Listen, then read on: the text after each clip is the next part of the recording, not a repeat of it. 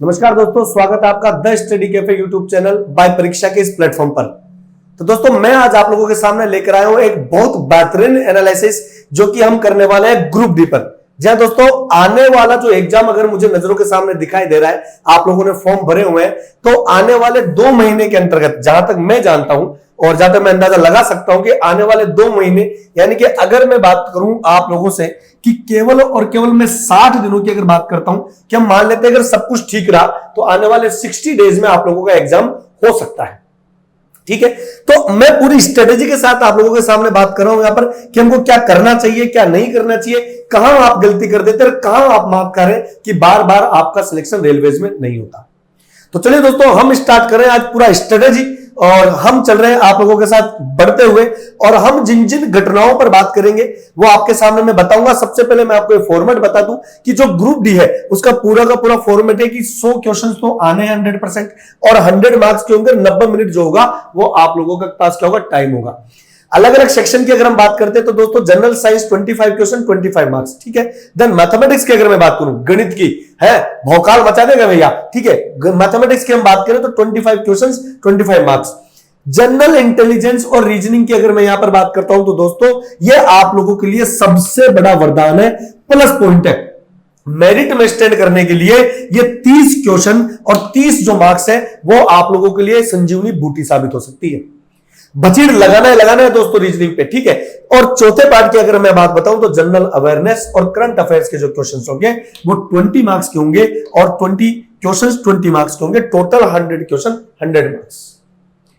यहां पर इस पूरे परफॉर्मा को देख लीजिएगा, घोड़ लीजिएगा और अपने दिमाग में बैठा लीजिएगा दोस्तों, क्योंकि आज मैं आप लोगों से जिस विषय पर चर्चा करने जा रहा हूं वो आपके एग्जाम्स के लिए और आपके सिलेक्शन के लिए बहुत ही ज्यादा महत्वपूर्ण और इंपॉर्टेंट है। तो चलिए दोस्तों, कुछ एक पॉइंट्स मैं आप लोगों के सामने डिस्कस करूंगा और ज्यादा वक्त नहीं लेंगे हम, और आपसे बिल्कुल एक ब्रीफली डिस्कशन में आप लोगों के सामने करने जा रहा हूं। ये मैक्सिमम 4 पॉइंट है, आपको इन 4 पॉइंट पर ध्यान रखना है। इन चारों पॉइंटों को खोपड़ी में बैठा लीजिएगा, जहां हम गलतियां करते हैं उन्हें हटा दीजिएगा और कुछ नई चीजें आपको सीखने की जरूरत है। पहली बात, किस सब्जेक्ट को कैसे पढ़ा जाए। दोस्तों बहुत बड़ी तकलीफ होती है, हमें यही नहीं पता कि सर हमें किस सब्जेक्ट को कैसे पढ़ना है, प्रिपरेशन क्या करनी है। हम टॉपिक पढ़ते हैं भूल जाते हैं, सुबह पढ़ते हैं शाम को भूल जाते हैं, 2 दिन पहले पढ़ते हैं 15 दिन बाद भूल जाते हैं। तो दोस्तों घबराने वाली आवश्यकता नहीं है, अपन बात करेंगे किस सब्जेक्ट से टाइम बचाया जा सकता है। सबसे महत्वपूर्ण बात कि टाइम जो है, टाइम सेविंग सब्जेक्ट कौन सा है, किस सब्जेक्ट से टाइम बचाया जा सकता है, उसके बारे में मैं आज चर्चा करने वाले हैं। और बचे हुए टाइम का बेहतर उपयोग, जो बेस्ट यूटिलाइज है, हम कौन से सब्जेक्ट में किस तरीके से कर सकते हैं। देन सबसे बड़ी बात, रिवीजन का क्या है बेहतरीन जुगाड़। दोस्तों रिवीजन का भी जुगाड़ होता है, जी हां। हम भूल जाते हैं कि रिवीजन कैसे करते हैं, हम रट्टूत होते हैं, जैसे भीड़ के साथ चलते रहते हैं। कुछ समझदारों की तरह बात कीजिए, जो दुनिया से हटकर चलता है वही दुनिया से आगे बढ़ता है दोस्तों, वही अपने मुकाम तक पहुंचता है। तो चलिए डिस्कस कर रहे हैं कि किस सब्जेक्ट को कैसे पढ़ा जाए। तो दोस्तों सबसे पहली बात मैं आप लोगों के सामने बताऊं, यहां पर हमारे सामने कि हम किस सब्जेक्ट को किस तरीके से पढ़ें। अगर मैं बात करता हूं मैथ्स की, ठीक है, जिसको आप लोगों को लगता है कि दोस्तों बहुत तगड़ा हवा है, ठीक है। 25 क्वेश्चन है और 25 मार्क्स के पूरा का पूरा मामला है। मैं ज्यादा कुछ आप लोगों से उम्मीद नहीं करना चाहूंगा दोस्तों। अगर मैं बेसिकली आप लोगों से थोड़ी सी बात बता दूं कि दोस्तों अगर मैं बोलता हूं कि मैथ से आपके 25 क्वेश्चन है, उसमें से आपको 20 क्वेश्चन करने हैं, 5 क्वेश्चन हमने छोड़ दिए, मान लो 5 क्वेश्चन हमें नहीं आते और 20 क्वेश्चन पर अपन यहां पर रहते हैं, ठीक है। दूसरी बात, अगर जनरल साइंस से भी अगर मैं आपसे बात करूं कि भैया जनरल साइंस के हैं तो उसके भी हमको 20 क्वेश्चन लगभग लपकाने हैं, मेहनत तो करनी पड़ेगी, हल्के में लेने वाली बात नहीं है, ठीक है। अगर मैं बात करता हूं दोस्तों रीजनिंग की, तो रीजनिंग जो है वो 30 क्वेश्चन होने 30 मार्क्स के। कई लोग कहते हैं कि भैया चलो 25 क्वेश्चन सफिशिएंट है, चलो हम 24 क्वेश्चन कर लेंगे तो आप मेरिट में स्टैंड हो जाएंगे। मैं इस बात को नकारता हूं भाई। सबसे बेहतरीन जो सब्जेक्ट जो आप लोगों को मेरिट में स्टैंड करवाएगा, जो आप लोगों की हेल्प करेगा, वो यही तो है। 30 में से मैं आप लोगों से उम्मीद करूंगा कि 28 मार्क्स आप खेल सकते हैं। 2 मार्क्स मैंने किसके छोड़े हैं ये मैं आपको बता देता हूं। 2 मार्क्स आप लोगों की रीजनिंग में सीरीज वाले आते हैं, जहां पर हो सकता है कि आप लोग कई बार कंफ्यूज हो जाते हैं, टाइम लगता है कि सर हमें समझ में नहीं आया। बस जो भी 2 से 3 प्रश्न आप मान लीजिए मैक्सिमम कि 3 क्वेश्चन अपन छोड़ सकते हैं, बाकी एक भी क्वेश्चन छोड़ने लायक नहीं होगा। तुरंत उसके बचेड़ लगाना है मेरे भाई, एनकाउंटर साथ के साथ करते रहना है, ठीक है। सीरीज मेहनत करेंगे तो वो भी आप कवर कर पाएंगे, लेकिन मैं तो मानता हूं कि 28 क्वेश्चंस जो है वो आपके आने ही आने चाहिए। अगर मैं बात करूं जनरल अवेयरनेस की, जनरल जीके और जीएस की, तो दोस्तों 20 क्वेश्चन है, 20 में से मैं 15 क्वेश्चन आपके मान लेता हूं। ये एक बहुत ही रेयर केस का एनालिसिस है। अगर मैं टोटल मार्क्स अपडेट करता हूं कि दोस्तों इस लेवल पर आने के बाद में अपने टोटल मार्क्स कितने आएंगे, तो देखने की कोशिश कीजिए दोस्तों। 8 और 5 13, ये 3 हो गया, ये 1 और 2 3, 2 5, 2 7 और 1 8, 83 मार्क्स आप लोगों के आ चुके। ये मैक्सिमम मैंने आप लोगों से आशा की है कि मैक्सिमम अगर इन क्वेश्चंस को कर सकते हैं। अगर आप 75 से 80 के बीच में अगर स्कोर करते हैं तो दोस्तों रेलवे में जॉब लगने से आपको कोई नहीं रोक सकता। भीड़ से दूर रहिएगा। आपको नहीं पता कि कट ऑफ कितनी कम जानी है, कितनी ज्यादा जानी है। आपका टारगेट ये होगा तो ही आप सिलेक्शन ले सकते हो। ठीक है, 83 मतलब 3 मार्क्स तो हमने ज्यादा ले लिए कहीं ना कहीं से भाई। 15 8 और 5 13, 13 का 3 ऐसे लगे, 2 2 4, 2 6 1 7 और 1 8 इजी वे में। अगर आप घबराए तो ज्यादा से ज्यादा आप स्किप कहां कर सकते हैं कि भैया जनरल साइंस के आप 2 क्वेश्चन छोड़ दे, मैं 18 की बात करूं तो भी मैं 81 पर यहां रुकूंगा। और मैथ्स की अगर आप बात करते हैं, चलो मैथ्स के भी अगर अपन 3 क्वेश्चन कम कर देते हैं तो भी दोस्तों यहां पर आपके पास कितना आएंगे, 78 जो मार्क्स है वो रेशो बनेगा। फिर भी आपके पास बहुत सारे टाइम, बहुत सारा ऐसा वजूद है, बहुत सारे ऐसे क्वेश्चन है कि आपका सिलेक्शन करा सकते हैं। नंबर आपके इनफ है। तो तैयारी इसी लेवल से करने के लिए मैथ्स में तो कम से कम 20 क्वेश्चन हमें लपकाने। पहली बात। दूसरी बात, जनरल साइंस के कम से कम 20, 15 से 20 के बीच में कहीं पर भी आप स्टैंड कर सकते हैं। 16, 17, 18, 19 कहीं पर भी वो आपके लिए बेस्ट रहेगा। तीसरी बात, रीजनिंग में कहीं पर भी किसी भी प्रकार की मैं भाई साहब कॉम्प्रोमाइज नहीं करूंगा। 28 मतलब 28 और आप कर सकते हैं। थोड़ी सी मेहनत आपको 30 में से 30 नंबर दिला सकती है, लेकिन फिर भी मैं 28 की बात कर रहा हूं। और जीके जीएस की बात करते हैं, चलो अगर आपको लगता है कि हमने 15 नंबर ज्यादा ले लिए और कई बार नहीं मिलता तो आप ज्यादा नहीं 15 से आप 13 भी कर सकते हो, तो भी आप लोग उस लेवल पे हो, उस क्राइटेरिया में हो कि आपका सिलेक्शन हो जाएगा। अब बात यह होती है कि फ्रेंड्स की यहां पर हम तैयारी कैसे करें, हम बहुत कंफ्यूज से रहते हैं। हमें समझ में नहीं आता कि यहां पर घटना कैसी घटाई जाए। तो दोस्तों देखो सिंपल सी बात है यार, मैथ्स जो टॉपिक है, मैथ्स जो है वो बड़ा ही शालीन टॉपिक है। हमें क्या करना है, आपको इसको इस तरीके से पढ़ना है कि जैसे कि रोज के कोई एक टॉपिक आप ले लीजिएगा और रोज अगर आप एक टॉपिक बात करें, अगर हम 60 क्वेश्चंस की बात करते हैं, 60 डेज की अगर मैं बात करता हूं, तो ध्यान दीजिएगा लास्ट के आप 15 दिन तो निकाल लें। तैयारी अपनी 45 डेज की, 15 दिन में आपको रिवीजन का जुगाड़ बताने वाला हूं। हम रिवीजन करेंगे 45 डेज की अगर अपन बात करें तो रोज का कोई सा भी एक टॉपिक आप ले लें और उस टॉपिक के मैक्सिमम 25 क्वेश्चंस आपको लेने पर्टिकुलर सिंगल टॉपिक से। जैसे आपने ले लिया दोस्तों रेशो और प्रोपोर्शन से, ठीक है, तो इजी टॉपिक आप पहले पढ़ेंगे। अगर आपने रेशो प्रोपोर्शन पढ़ा तो आपका परसेंटेज क्लियर होगा, परसेंटेज क्लियर हुआ तो साथ में आपका क्या क्लियर हो जाएगा दोस्तों, आप लोगों का लॉस एंड प्रॉफिट क्लियर हो जाएगा। लॉस एंड प्रॉफिट जब आप पढ़ेंगे तो आप लोगों का क्या क्लियर हो जाएगा दोस्तों, आप लोगों का कंपाउंड इंटरेस्ट और सिंपल इंटरेस्ट क्लियर हो जाएगा। देन उसके बाद में अगर आपने टाइम एंड वर्क पढ़ा तो टाइम एंड वर्क के साथ आप क्या करेंगे, पाइप एंड सिस्टम जो कि पाइप और टंकी का क्वेश्चन है वो क्लियर हो जाएगा। ठीक है, टाइम डिस्टेंस पढ़ेंगे तो रेलगाड़ी क्लियर हो जाएगा। तो ऐसे ग्रुप वाले टॉपिक्स की स्टडी आप ज्यादा कीजिएगा ताकि एक तीर से हम मैक्सिमम निशान लगा सके। ठीक है, हर दिन जनाब 25 क्वेश्चंस करेंगे तब तक आप इनके टच में रहेंगे और इनको, और हाँ दूसरी सबसे बड़ी बात, आपको ज्यादा डीपली नहीं घुसना।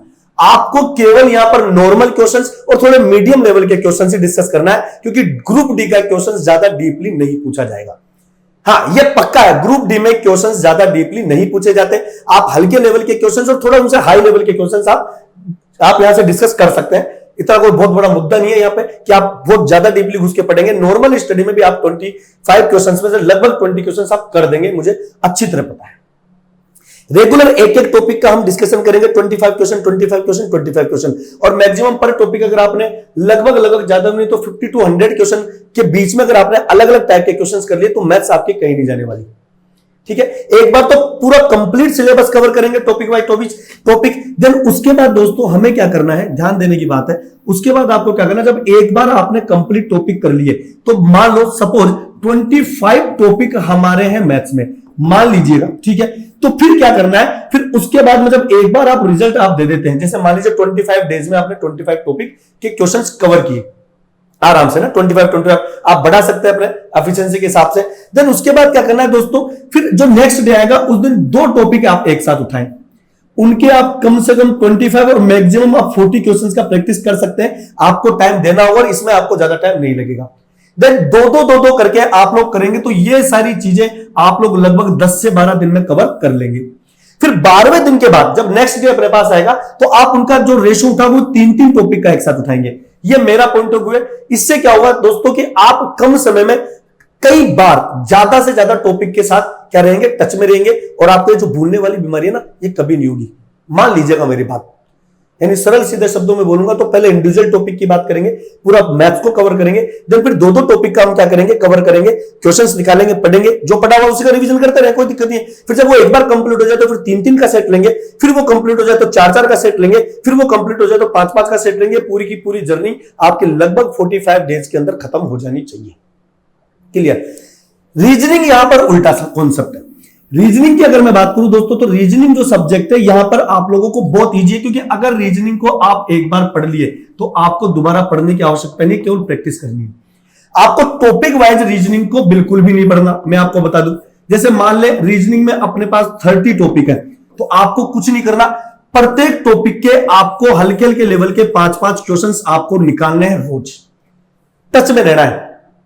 बिल्कुल, अगर 30 टॉपिक है तो भाई साहब 5-15 150 क्वेश्चन रोज हो जाएंगे, और 150 क्वेश्चन कोई बहुत बड़ी बात नहीं, it's not a big deal. आप इजी वे में अपने स्टडी आवर्स में इसको कर सकते हैं, क्योंकि रीजनिंग सब्जेक्ट आसान भी है, टाइम सेविंग भी है, और आप बेहतरीन परफॉर्मेंस ऐसे दे सकते हैं। तो रीजनिंग को आप एक साथ सभी टॉपिक के साथ आप टच में रहेंगे, तब आप रीजनिंग में बेहतर प्रदर्शन, अपना बेहतर रिजल्ट दे सकते हैं। इसके बाद अगर मैं आप लोगों की बात करूं दोस्तों, जीएस, जी हां, जनरल साइंस, ये थोड़ा सा आप लोगों को हल्का सा बैकफुट पे ला सकता है, लेकिन जहां तक मैं बताऊं दोस्तों, नॉर्मल क्वेश्चन तो आपने पढ़े ही है। ऐसा तो नहीं कि आपने कभी तैयारी नहीं की, नॉर्मल क्वेश्चन हम पढ़ते हैं और पढ़ते रहते हैं। आपको केवल उन क्वेश्चंस पे ध्यान देना है जिन पर आपको थोड़ा सा डाउट हो, और जो क्वेश्चंस थोड़े न्यू हैं। क्योंकि ग्रुप डी का पेपर ज्यादा डीपली नहीं आता, लेकिन फिर भी आपको कुछ एक न्यूमेरिकल्स, जो आजकल क्वेश्चंस आते हैं न्यूमेरिकल्स टाइप, उन पे बेस्ट, तो हल्के फुल्के उन क्वेश्चंस को भी आपको चर्चा में करना है।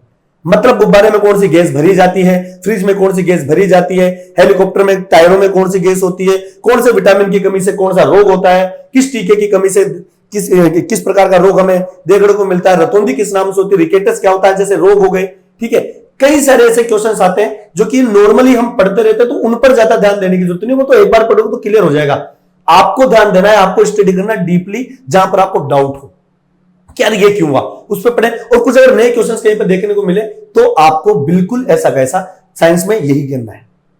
जहां तक जीके और जीएस की मैं बात बताता हूं दोस्तों, तो जीके जीएस में कुछ भी नहीं है दोस्तों। एक तो आप लोगों का हिस्ट्री, ठीक है, एक आप लोगों का दोस्तों इकोनॉमिक्स, और एक आपका पॉलिटिकल, और आपका ज्योग्राफी। ये चारों सब्जेक्ट से क्वेश्चंस बनते हैं। अब यहां पर ये जो क्राइटेरिया है दोस्तों 20 क्वेश्चंस का है, जीके और जीएस, मतलब करंट जीके, करंट अफेयर्स की अगर अपन बात करते हैं, तो यहां पर अगर मैं बात करूं तो दोस्तों आप लोग ये देखिए कि अगर अपन प्रीवियस पेपर्स की बात करते हैं, तो अगर हर पेपर में हिस्ट्री का केवल एक ही प्रश्न पूछा जा रहा है, ठीक है, हिस्ट्री का एक ही क्वेश्चन पूछा जा रहा है, ज्योग्राफी का एक ही क्वेश्चन पूछा जा रहा है, और इकोनॉमिक्स के 3 क्वेश्चन पूछे जा रहे हैं, पॉलिटिकल के 2 क्वेश्चन पूछे जा रहे हैं, तो मैं ये कहता हूं कि आप इन चारों टॉपिक्स में से 2 टॉपिक आप स्किप कर सकते हैं, और बाकी 2 पर आप कमांड बना सकते हैं। जो 20 में से 15 क्वेश्चन जो मैंने आपको बताया कि 15 क्वेश्चन हमें कैसे आने, तो वो जो 5 क्वेश्चन जिस सब्जेक्ट से आ रहे हैं, तो आप किसी 2 पर आप अपना कमांड बना सकते हैं, वहां पर आ सकते हैं। इसी में करंट अफेयर्स होता है। करंट अफेयर्स दोस्तों आपको या तो पढ़ने की आवश्यकता नहीं होगी बिल्कुल भी, क्योंकि अगर आप रोज न्यूज़पेपर के टच में है तो कुछ एक क्वेश्चन तो बहुत आसान आएंगे कि किस देश का राष्ट्रपति कौन सा है, किस देश का प्रधानमंत्री कौन सा है, अभी रियो ओलंपिक्स हुए तो उसके किस देश से कितने मेडल जीते, ठीक है, नंबर 1 पे कौन रहा, हिंदुस्तान ने कितने गोल्ड जीते, कितने सिल्वर जीते, कितने ब्रोंज जीते, जिन जिन लोगों ने जीते वो पहले क्या करते थे, तो कुछ थोड़ा सा डीपली जाना पड़ेगा आप लोगों को ना।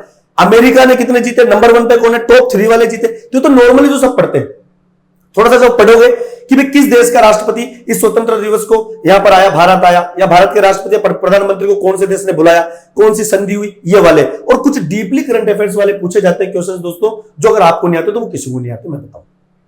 तो यहां पर भी आपको इस लेवल पर पढ़ना है। तो छोटा सा मैंने आप लोगों के साथ में बताया कि सब्जेक्ट की तैयारी तो हमें इस तरीके से करनी है, ठीक है। आगे की अगर मैं पॉइंट ऑफ व्यू की बात बताता हूं दोस्तों, तो यहां पर चला कि किस सब्जेक्ट से टाइम बचाया जा सकता है। तो ये बेसिकली बहुत छोटी सी बात है। टाइम जो आपका बचेगा, मैं जहां तक मानता हूं तो दोस्तों जीके और जीएस से बचेगा, क्योंकि अगर यहां पर क्वेश्चन आता है तो आता है, नहीं आता है तो नहीं आता है। कहां सोचोगे, मुश्किल से 5 से 7 मिनट में आप इस पोर्शन को खत्म कर दोगे। 20 क्वेश्चंस में 5 मिनट्स आप मैक्सिमम दें, सोचने का भी टाइम नहीं, क्योंकि अगर आया, हमें पता है कि इस देश का राष्ट्रपति प्रेसिडेंट कौन है, तो टिक लगा दिया, वरना कहां सोचोगे भाई, नहीं सोच पाओगे, ठीक है। और सेकंड जो आपका टाइम बचेगा, वो जो सेकंड टाइम बचेगा दोस्तों, आप लोगों का रीजनिंग का बचेगा। ठीक है। रीजनिंग में भी आप मैक्सिमम टाइम बचा सकते हैं अगर आपका स्पीड अच्छा है, ठीक है। उसके बाद मैं बीच में भूल गया, ये आपका जीएस, ये बड़ा खेल खेल जाएगा। अगर आपका जनरल साइंस अच्छा है तो आप यहां पर भी जो 25 क्वेश्चन है उसमें मैक्सिमम ज्यादा से ज्यादा 10 से 15 मिनट लगा सकते हो। ये मैंने बहुत ज्यादा बता दिया। अगर आपको क्वेश्चंस आता है तो टिक लगाएंगे, वरना यहां पर कोई इश्यू नहीं है, सोचने का काम नहीं है। और जितना भी मैक्सिमम टाइम बचता है, आप 15 मिनट बचाएं, 20 मिनट्स बचाएं, 30 मिनट्स एक्स्ट्रा बचा लेते हैं, उस 30 मिनट्स को आपको मैथ्स में ही लगाना है। और मैथ्स के कंप्लीट 20 क्वेश्चंस तक कैसे पूछेंगे जब तक आपके पास टाइम नहीं होगा। तो आप बैकफुट पे जा सकते हैं मैथ्स की वजह से, या फिर थोड़ा सा आप जनरल साइंस की वजह से, क्योंकि जनरल अवेयरनेस तो जितना आता है उतना ही आएगा। आप कितना डीपली चले जाओ, अगर वो किसी को नहीं आता तो आपको भी नहीं आएगा, आपको नहीं आता तो वो किसी को भी नहीं आएगा। क्लियर है? देन आगे अगर मैं आपको बात बताऊं तो दोस्तों तीसरा जो मेरा पॉइंट ऑफ व्यू रहेगा कि बचे हुए टाइम का बेहतर उपयोग कैसे किया जाए। तो दोस्तों टाइम अगर आपके पास बची रहा है तो सीधी सी बात है, आप उसका बेहतर उपयोग किसमें कर सकते हैं? मैथ्स में। और अगर आपको लगता है कि रीजनिंग का कोई क्वेश्चन रह गया, जैसे कि सीटिंग अरेंजमेंट हो गया या पजल टाइप अगर क्वेश्चंस आते हैं, उसमें मुझे टाइम लगाना है, अभी छोड़ देता हूं, आगे के क्वेश्चन पे मैं जाता हूं। तो दोस्तों मैथ्स और रीजनिंग के बेस्ट प्लेस है कि आप यहां पर टाइम, बचे हुए क्वेश्चंस का टाइम लगा सकते हैं। मैक्सिमम क्वेश्चंस आप यहां से पकड़ सकते हैं, इनके बजट लगा सकते हैं, ठीक है। इन सारी बातों को करने के बाद सवाल पैदा होता है कि सर हमने सिलेबस कवर कर लिया, हमने आपने जैसा बोला वैसे हमने पढ़ लिया, लेकिन अब रिवीजन का क्या है जुगाड़, ये बताओ दोस्तों। तो दोस्तों रिवीजन का ही है जुगाड़, जुगाड़ रिवीजन का ही है।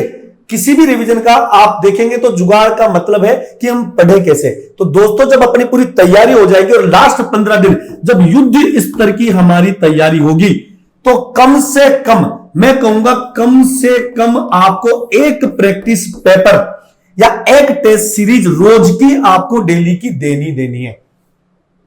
यह मैं नॉर्मल बालकों के लिए बता रहा हूं जो कर सकते हैं, लेकिन अगर जिनको युद्ध स्तर की तैयारी करनी है और जिनको 100% नौकरी लगनी है दोस्तों, तो मैं कह रहा हूं अगर एक दिन में अगर आप 2 टेस्ट पेपर भी निकाल लेते हो, अरे यार दोस्तों सुबह 100 क्वेश्चन निकाले, शाम को 100 क्वेश्चन निकाले, 90 मिनट इसमें दिए, 90 मिनट इसमें दिए, अपना टाइम देखा कि कितना टाइम में आपके क्वेश्चंस हो पा रहे हैं, नहीं हो पा रहे हैं। यहां से आप देखिए कि आपको टाइम किस सब्जेक्ट में लग रहा है।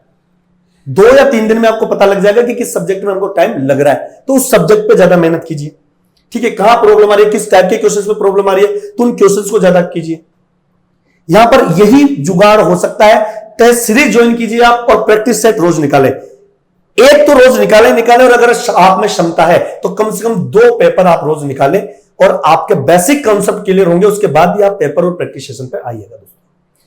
तो एक छोटा सा मेरी रणनीति थी, जहां तक मैं समझ पाता हूं आप लोगों के साथ, कि इस छोटी सी कुछ आदतों को हटाकर कुछ नई चीजों को जोड़कर आप रेलवे में जरूर अपना सिलेक्शन पा सकते हैं दोस्तों। और मैं उम्मीद करता हूं आपको चीजें समझ में आई होगी और आप इस पर जरूर अमल कीजिएगा, आप इस पर जरूर काम कीजिएगा। तब तक के लिए शुक्रिया। जय हिंद, जय भारत, धन्यवाद।